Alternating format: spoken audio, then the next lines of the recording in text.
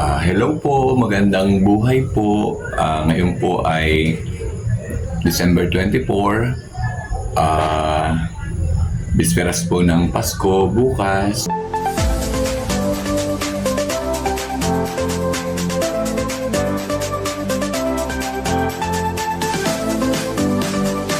Dini po ako sa terrace. Ako lang po mag-isa. Mami po ay nasa loob na po ng bahay at nagpapahinga na po. Doon po muna siya. Nakahiga. Mamaya ako na lang po siya gigisingin. So medyo madilim po ang harapan. Pero mamaya naman po ay maliwanag ngayon. Magdadatingan po ang mga maglalakaran na po diyan. Yung mga sisimba po mamaya po simbang gabi.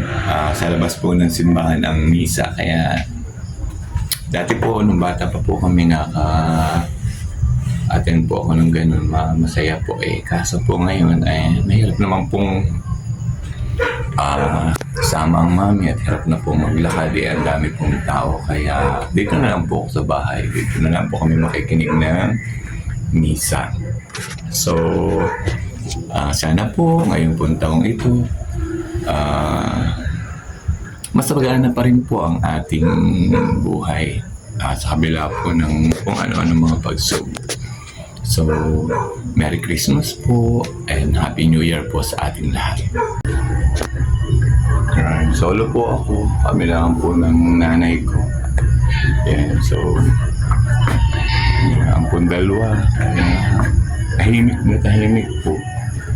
Yan ang amin pong harapan, ang dilim. Yan po, labas po ng bahay. Medyo naulan-ulan po. Medyo may sipong pa ako. Yan, medyo madilim po. Anong oras pa po lang ngayon? Alas 8 mag-aalas 8 pa lang po ng gabi. Ayan, so solo po ako. Nanay ko po ay nasa kwarto muna niya. Mamaya ako na lang po pabababain pag ako'y nakaluto na ng kung ano man po ang aking iluluto. Ito po ang aking snake plant. Ginawa po ako pong Christmas tree. Ayun po naman ang aming patron, Santiago. Yan po ang aming tagabantay. Yan po ang kapaligiran po ng aming bahay. Medyo naambong po. Mamaya po pag malapit na po ang simba, magdadaanan na po ang mga tao diyan. Medyo maaga pa lang po. May pailan-ilan po kaninang nangaroling. Okay naman po. Hindi naman po kung magkano man po ang kaya kong ibigay. Yan po ang nanay ko. Ginising ko na po at habang ako po ay nagluluto ay binidyo ko po siya. Sabi ko po ayusin muna yung kanyang mga gamit at lalagyan ko mamaya ng mga niluto ko. Inaayos na po niya yung kanyang mga gamit. Nang maayos po niya, sabi ko po, yan. So, mag-ginaw naman, mag-jacket, at kami po ay magpipicture-picture kaming dalawa. Ayan, magpulbo muna. Sabi ko po, magpulbo, magpaganda ng kaunti. Ayan, ready na po. Ayan, naka-smile na. Sabi ko, sige, upo.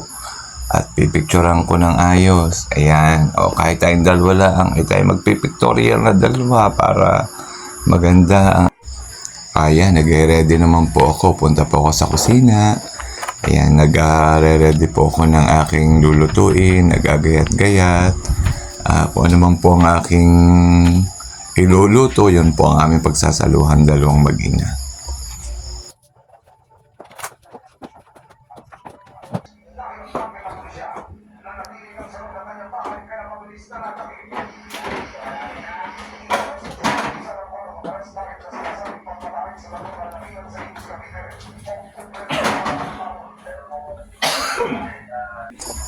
Habang hindi pa po ako nagluluto, inayos ko po muna ang aming sala para po naman bukas kung sakaling may pupunta maganda-ganda naman pong tingnan pagpasok sa loob ng bahay.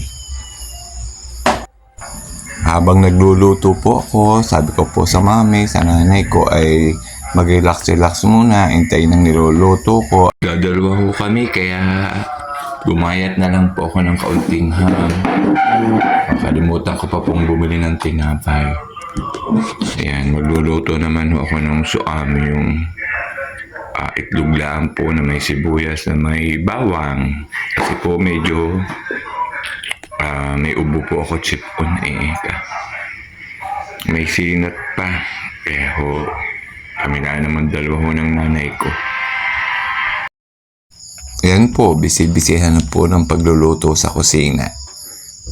Kung nga, parang hindi po magkaintindihan, konti lang po naman ang lulutuin. Akatuwa po magluto. Yan, nagpainit po ako. Pinainit ko po rin dalawang pritong manok na nakita ko po sa rep. Kasama ko po sa aming kakainin. Ang lakas po ng ulan. Ang lakas po ng ulan.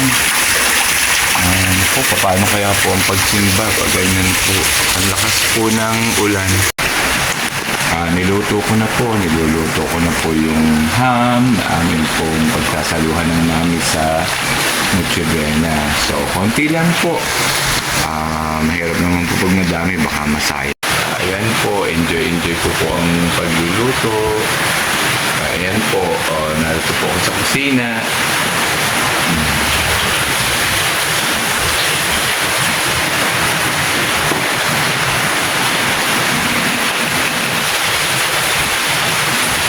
Kakaliw pong magluto. Natuto na po akong magluto. Ayan.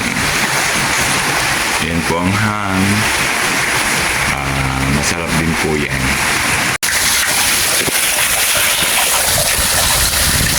Ito po, ang lakas po ng ulan. Napakalakas po. Ay, ang amin po. Ito po yung sa may bintana po sa likod ng bahay.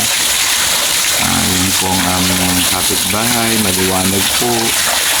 Kaso nga po, ang lakas naman po ng ulan. Gusto po, ang lakas ng ulan. Ayan po ang aming kapitbahay. Ang ilaw po, talaga po bukas din po ang kanilang mga ilaw. Kaso po, talaga po naman ang lakas ng ulan. Nanawa na pong manood ng TV. Nagpunta na po muna sa kusina at bumantay po muna sa akin habang ako po ay nagluluto.